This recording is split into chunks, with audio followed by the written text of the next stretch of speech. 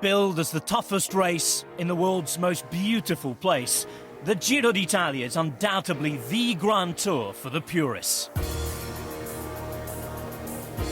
Frequently more daring in terms of the parcours than its bigger cousin, the Tour de France. La Corsa Rosa blends Italy's unique history and topography into a beguiling spectacle.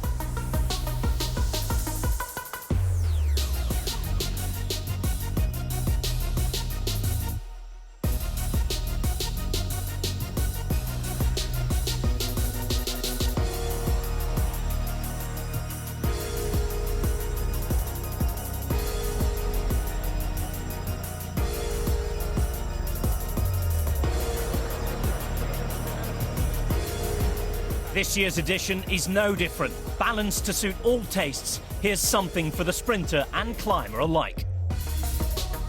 While a 59-kilometre test against the clock means the mountain goats can't just run away with the Maglia Rosa. Without Mark Cavendish and Marcel Kittel, the sprint odds are heavily stacked in Andre Greipel's favour. Lotto Soudal's German powerhouse has taken a stage in each of his two previous appearances. Though he's not ridden the Giro since 2010, he hasn't forgotten how tough the mountain stages can be. This is what you never forget so fast. Yeah, but it is the Giro. It's hard like all the other Grand Tours. And for sure, the characteristic of the climbs in the Giro are steeper maybe, but of course it's always nice to ride on those roads and get something back from the fans. And hopefully also can prove the fans that I can compete also in the Giro d'Italia. It's not going to be a cakewalk for him, of course. Michael Matthews, who enjoyed a week in pink and a gutsy stage win against the GC favourites last year, will have something to say about that. And speaking of GC favourites, this year's Giro had some added spice. It's as rare as hen's teeth these days, but Alberto Contador is sticking his neck on the line and going for the Giro Tour double. What motivates me is something that is truly challenging. Winning the Giro, the Tour of Vuelta is extremely difficult. But to win one more Giro Tour of Vuelta in my career doesn't change a thing. It's just one more race on my palmarès. Instead, if you win the Giro and the Tour in the same year with just a month between them, well, that's something truly difficult. Many people consider it impossible. And for me, that serves as extra motivation. I know it's risky, because you just don't have the same guarantees compared to a rider who has solely prepared 100% for the Tour. And it's precisely for that reason that I like it. Otherwise, every year would be the same races, same training program. And I want to do something different. I want to mix things up a bit. For me, that's very important. If any contender has the experience to join the elusive club of just 7 riders to have achieved this feat, that man is Contador. With last year's champion Nairo Quintana as well as Tour winner Vincenzo Nibali sitting out the Giro, he'll be challenged by Rigoberto Uran, Fabio Aru and Richie Porte. Illness has sidelined Aru at a critical time in his preparation, so on paper, Uran and Porte look to be the strongest rivals.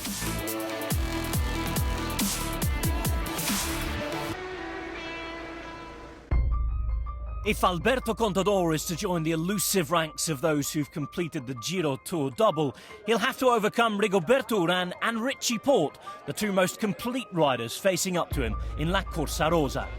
Uran's greatest moment in 2014 came in the test against the clock. The day became the first Colombian to wear the Maglia Rosa. No surprise then that he's keenly awaiting the monster 59-kilometre chrono at the end of the second week.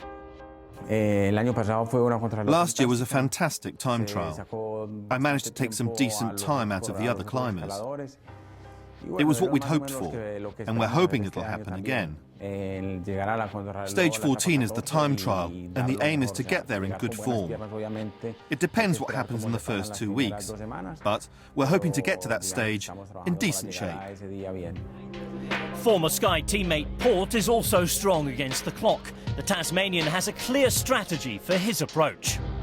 It's like two separate time trials in one. It's pan flat for the first 30 kilometres and then it climbs and descends, weaves everywhere the last 29 kilometres. So that's a stage that I've already looked at and you know, I'm motivated for that time trial. I think I can take time on guys like Aru and these, you know, more than pure climbers.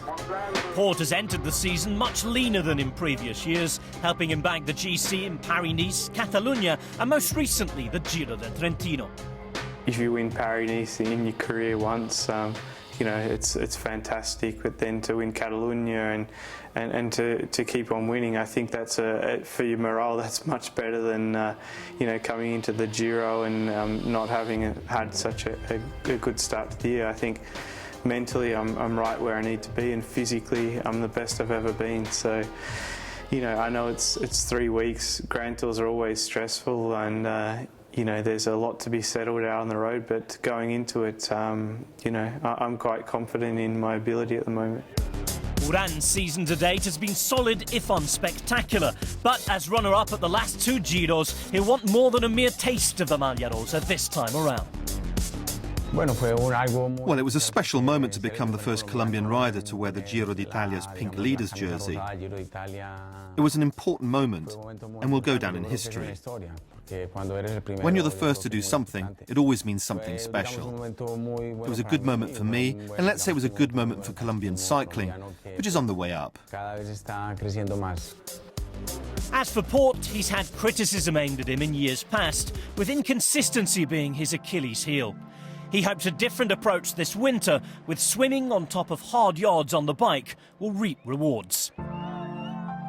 Coming from a triathlon background, I can actually swim, which is not many bike riders that can, but you know, I was doing some good weeks in the pool. You know, also the fact that my fiance was still in the UK and I was in Australia, you know, with my mum and dad, so I didn't have much else to do other than do my training and then in the afternoon walk up to the swimming pool and you know, do some good sessions. So no, I enjoyed it. It was a bit different approach to most of my off seasons, where it's kind of devoted to you know, more enjoying the off season and having, you know, too much to drink and probably too much to eat. But to be honest with you, I've really enjoyed it. I think, you know, winning races is much more enjoyable than starting races or even the season actually, and trying to lose weight. It's just an easier way to do it. Both men know the difficulties that lie ahead, not just on the road, but with the other top contenders all aiming for the same prize. Contador's Contador, isn't he? He's a rider who likes to attack. He likes to attack and make the race difficult. He's a racer. I mean, he's one of the hardest nuts to crack, I think. If he senses the other riders struggling, then he attacks. He's won the Giro, the Tour, the Vuelta, many times. He's a great rider. He always attacks.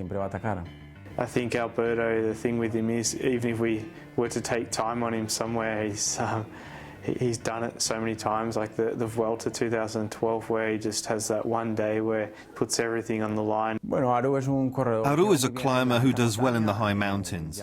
He's done well in the last 2 Giros, and in last year's race he was phenomenal. In the big climbs, he always does really well. Super young, super talent, obviously, 3rd last year. Look, I think come the Giro, he's, you know, Italian, super motivated. He's going to be one of the big favourites. Richie Porte I raced with at Team Sky. He's a complete rider, a good climber, and he's good in the time trial. He's done the Giro, and he's done the Tour as a super domestique. And in this Giro, he'll be a contender. He's good in the mountains and good against the clock. Let's see how he does over the 3 weeks. Rigoberto Uran, he's a guy I know well. Obviously, teammates with him, and I know how good he is. Obviously, he's time trialing well. I know he's super motivated here as well, but you know, we just have to see what happens out on the road. You know, he looks like Mick Jagger, a rock star, a top fella. No, it's because of my look and my hair. I'm like him. Lots of people compare me to him. Some people call me the rock star of cycling.